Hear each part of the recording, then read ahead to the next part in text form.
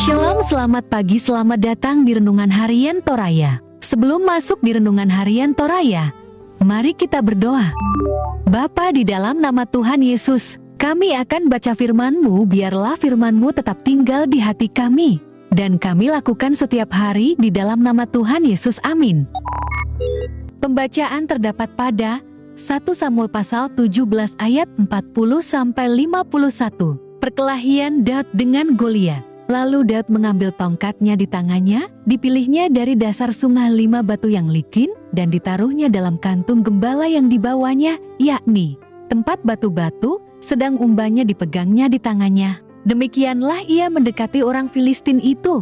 Orang Filistin itu kian dekat menghampiri Daud, dan di depannya orang yang membawa perisainya. Ketika orang Filistin itu menunjukkan pandangnya ke arah Daud serta melihat dia, dihinanya Daud itu karena ia masih muda, kemerah-merahan dan alok parasnya. Orang Filistin itu berkata kepada Daud, "Anjingkah aku, maka engkau mendatangi aku dengan tongkat?" Lalu demi para allahnya, orang Filistin itu mengutuki Daud. Pula orang Filistin itu berkata kepada Daud, "Hadapilah aku, maka aku akan memberikan dagingmu kepada burung-burung di udara dan kepada binatang-binatang di padang." Tetapi Daud berkata kepada orang Filistin itu, "Engkau mendatangi aku dengan pedang dan tombak dan lembing. Tetapi aku mendatangi engkau dengan nama Tuhan semesta alam, Allah segala barisan Israel yang kau tantang itu. Hari ini juga Tuhan akan menyerahkan engkau ke dalam tanganku, dan aku akan mengalahkan engkau dan memenggal kepalamu dari tubuhmu. Hari ini juga aku akan memberikan mayatmu dan mayat tentara orang Filistin kepada burung-burung di udara dan kepada binatang-binatang liar, supaya seluruh bumi tahu bahwa Israel mempunyai Allah, dan supaya segenap jemaah ini tahu bahwa Tuhan menyelamatkan bukan dengan pedang dan bukan dengan lembing. Sebab di tangan Tuhanlah pertempuran, dan Ia pun menyerahkan kamu ke dalam tangan kami." Ketika orang Filistin itu bergerak maju untuk menemui Daud, maka segeralah Daud berlari ke barisan musuh untuk menemui orang Filistin itu. Lalu Daud memasukkan tangannya dalam kantungnya, diambilnyalah sebuah batu dari dalamnya, diumbannya, maka kenalah dahi orang Filistin itu, sehingga batu itu terbenam ke dalam dahinya, dan terjerunguslah ia dengan mukanya ke tanah. Demikianlah Daud mengalahkan orang Filistin itu dengan umban dan batu. Ia mengalahkan orang Filistin itu dan membunuhnya tanpa pedang di tangan.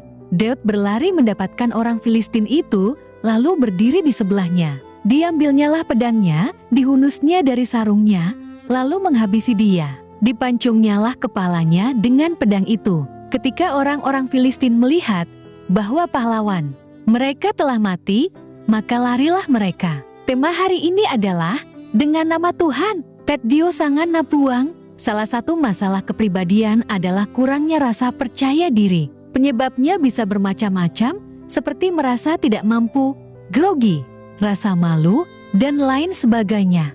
Seringkali perasaan tersebut membuat orang yang mengalaminya membandingkan dirinya dengan orang lain yang dianggap lebih hebat dan lebih mampu. Bisa saja kita terdorong untuk mencoba mengikuti dan menjadi seperti orang lain. Akibatnya, tidak menjadi pribadi yang otentik. Padahal, setiap orang telah dibekali Tuhan kemampuan dan talenta masing-masing yang terbentuk terutama melalui pengalaman-pengalaman hidup yang kompleks. Daud tidak memiliki pengalaman tempur, tetapi berhasil menumbangkan Goliat yang memiliki pengalaman tempur dan postur tubuh di atas rata-rata ayat 4-7. Daud justru menanggalkan pakaian perang yang diberikan Raja Saul karena tidak terbiasa memakainya ayat 39, menggantinya dengan peralatan-peralatan berdasarkan pengalaman sebagai gembala. Tongkat, 5 batu licin, dan umban sejenis ketapel.